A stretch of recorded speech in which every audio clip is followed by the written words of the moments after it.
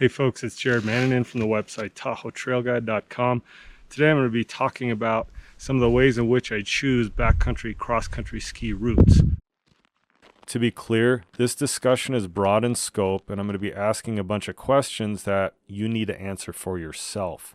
In spite of talking about terrain, for example, this is not a land navigation course. I'm not going to be teaching you how to read a map. Backcountry travel, regardless if you do it during the winter on skis or on foot in the warmer months, is a lifelong pursuit. It's a long-term endeavor. It's not something that you just take one class and you're an expert.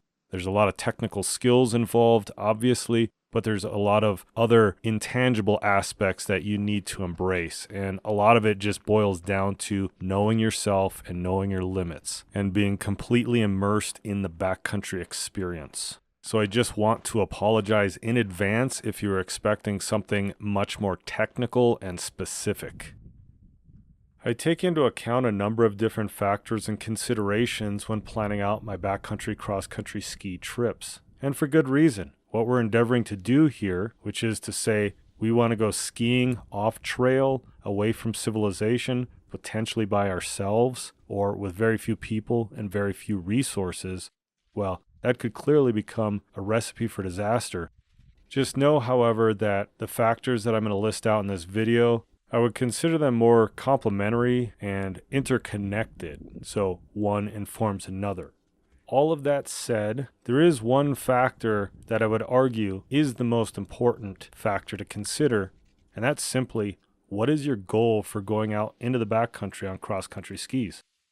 I know that sounds a little bit weird, but it is important to have a concrete idea of what you want to accomplish. I've received more than one bit of feedback from people saying, Jared, I don't want to have goals for going out. I just want to go out and enjoy my time in nature.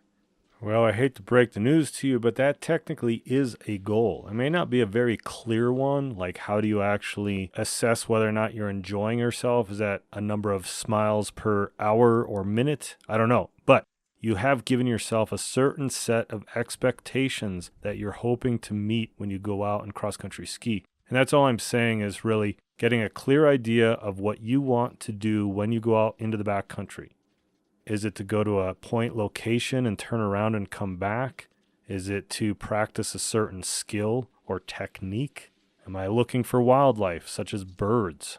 I know there are some people that will totally cringe at this and balk because they don't want to think about it that much. But I urge you to have some sort of clear sense of expectation or purpose for being out there. So when you meet that criteria, you'll know when it's time to turn back and go home. And if you don't succeed at meeting whatever goal you set for yourself, that's okay too. You could reevaluate in the field and determine a new goal, or you could just call it.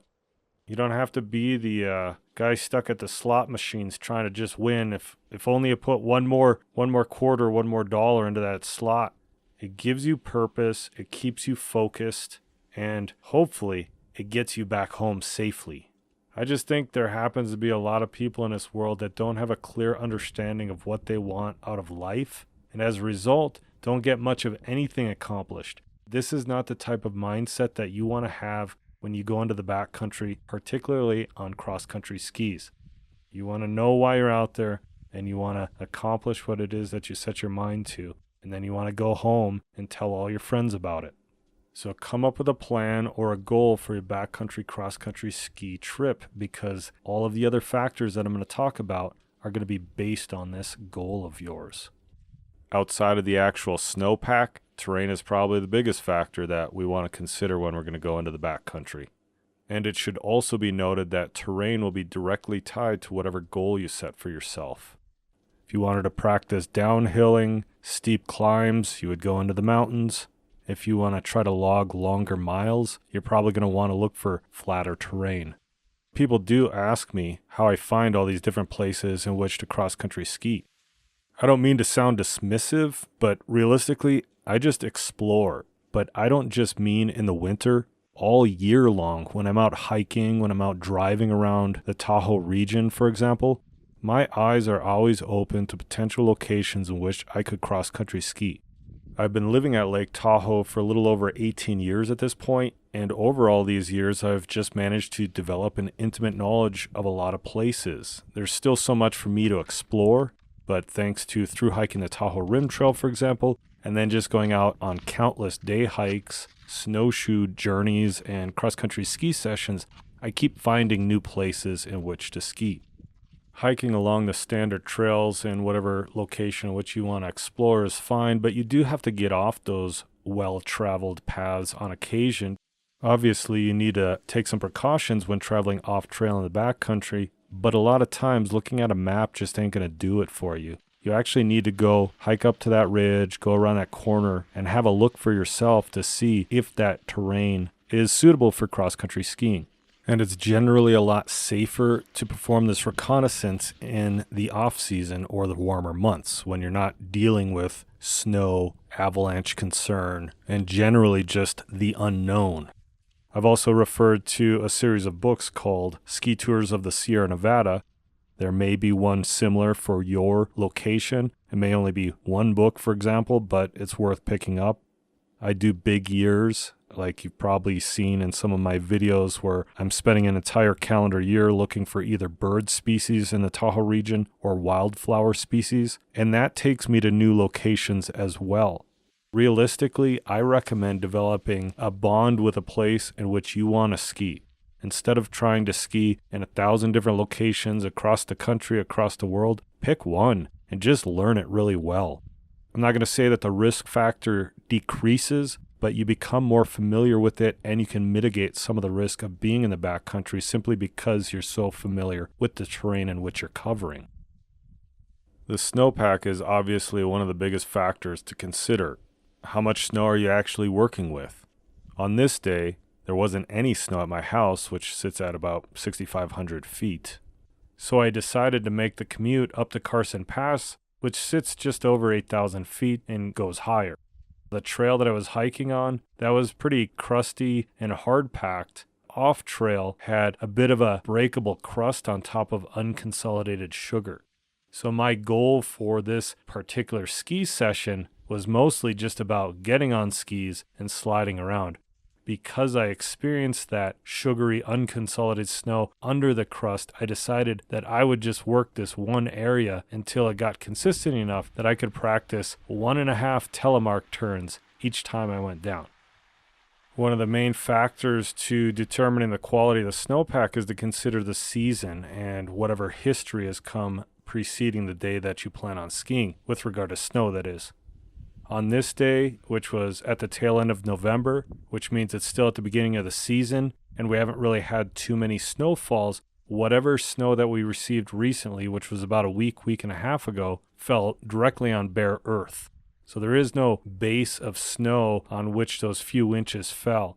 And this is something that I definitely consider because there's going to be a lot of obstacles and dangerous rocks and roots and bushes and stumps and logs. It's going to be just barely covered by the snow. Whereas if this was February or March, for example, when the snowpack has had time to consolidate and really solidify on top of all those things, as well as just creating more depth, you can travel further in those environments and have less fear that you may end up hurting yourself significantly. I can drive around town, I can walk to other aspects of my neighborhood and get some views of higher peaks in the region. And if those peaks are completely covered with snow, I feel pretty confident that the snowpack is decent for skiing. But if I can see rocks coming through like I can currently, and if I can see rocks at 10,000 feet, that means that anything less than that is going to be less than ideal conditions for which to cross-country ski in the backcountry. And then as the season progresses and we get more snowstorms and the snow piles up, consolidates, and everything becomes white, even at the lower elevations, such as my house, then I have to start looking a little bit closer because I want to know what the avalanche concern is going to be. For that, I usually go to the Sierra Avalanche Center's website, but at least at that point, we're dealing with enough snow all around that we can have some different options for cross-country skiing in the backcountry.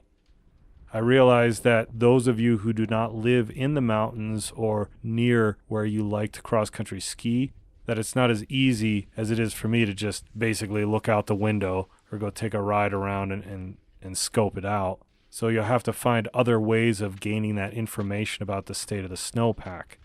Fortunately, there's the internet, so you can do quite a bit of research just from the comfort of your own home.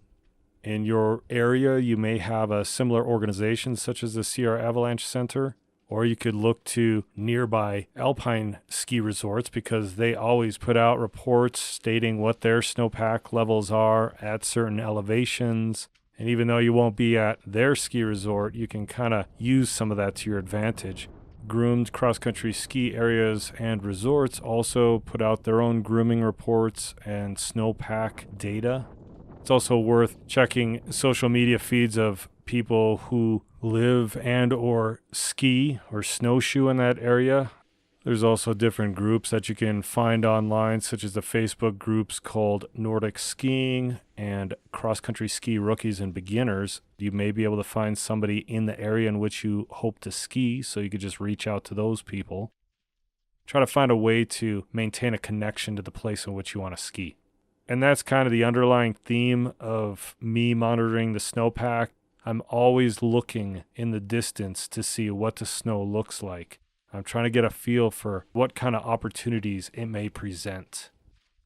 Some basic aspects of a snowpack: on the north and the east side, the snow is more protected from sunlight, therefore it's going to be colder, it's going to hold longer, but it also might take a little bit longer to consolidate. On south and west faces of mountains, they're going to be getting pounded by sun, so you're going to end up with more of a freeze-thaw cycle. So you end up with icier snow in the morning and softer, slushier snow in the afternoon, and then it starts to refreeze. Now that's mostly like early season and end of season stuff, but to a lesser degree that occurs in the dead of winter, unless all it is overcast skies with hardly any sun. Mostly my experience is simply from first-hand exposure to all these different conditions. And again, keeping my finger on the pulse all winter long, making sure I'm always staying connected to what's going on with the weather and the snowpack. Time constraints clearly is a major factor in where I'm going to go cross-country skiing for the day. If I don't have much time, I'm not going to get very far. I'm not going to have much time to drive to the location which I want to ski. Knowing how long it takes me to get from my house to certain locations and then knowing what that terrain looks like at those certain locations enables me to plan a lot easier. Now imagine that I wanted to go to a new location every time I skied and it wasn't around Tahoe. That would take me a lot of time to plan and prepare for those particular excursions because I'm just not familiar with those locations. So maybe it's just pure laziness on my part that I don't want to ski other places, but I honestly don't want to waste a lot of time planning for trips. I want to put my skis in a car, drive to the location, ski, and then come home. Admittedly, I downgrade some of my backcountry cross-country ski sessions, just like on this day that you're seeing me practice these 1.5 telemark turns. I could have gone a lot further, a lot higher, found more snow, but to be honest, this snow was good enough for what I was going to do that day. So part of the time constraints is also time management. How can I maximize that time on snow? And again, this is all part of monitoring the snowpack.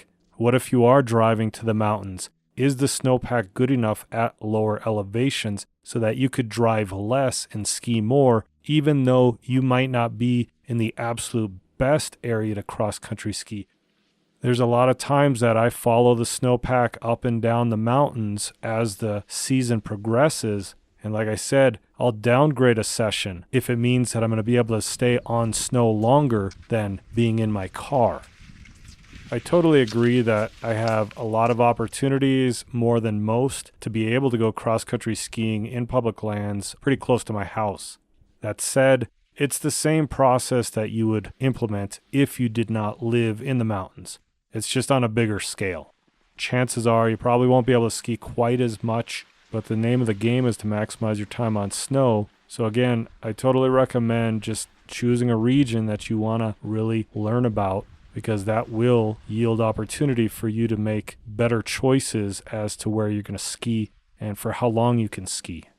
The last factor that I want to discuss is resources. What type of resources do you have available to you? And when I say that, I mean, what kind of gear do you have? Do you have long, skinny, straight skis that are more designed for flat meadows that extend for miles? Or do you have some shorter backcountry, cross-country skis with metal edges and a little bit more side cut that could be better in a mountainous environment? Do you have the ability to pack your skis on your back and hike to better snow? Are you carrying some sort of a personal locator beacon if you get too far out and you end up really injuring yourself and you can't self-extract from the backcountry? What type of skills do you have? Are you good at diagonal striding? Are you good at downhill technique on light touring gear or cross-country skis? Do you have any experience with land navigation, or have you taken wilderness first aid courses and avalanche courses? Are you going to ski by yourself, or are you going to be skiing with other people?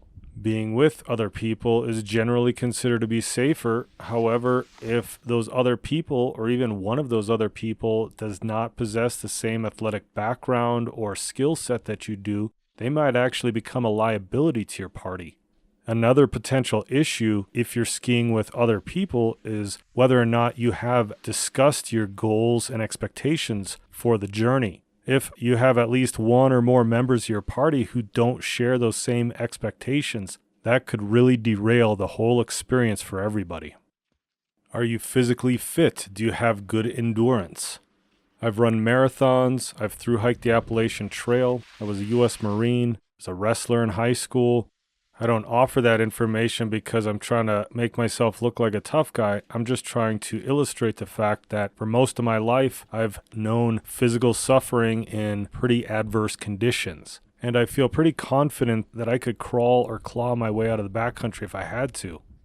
As somebody who's taken a wilderness first responder course where 2 hours from definitive care is considered remote, that's not a long time. And that's not a long distance in the backcountry. Realistically, that's like 3 to 5 miles, depending on terrain and snow conditions. Now add a broken ski or other severe injury and potentially a blizzard that you're trying to navigate. Remote is not that far away when it comes to cross-country skiing. These are the types of questions and the hard look in the mirror you have to do with yourself when you start to cross-country ski in the backcountry. Because in a heartbeat, it could turn into a fight for your life. I'm not trying to discourage anyone from going into the backcountry on cross-country skis. I just want you to realize that this is something that you're probably going to want to build into. All of this stuff, this backcountry travel, especially on cross-country skis, is something that you have to work at consistently over a long period of time.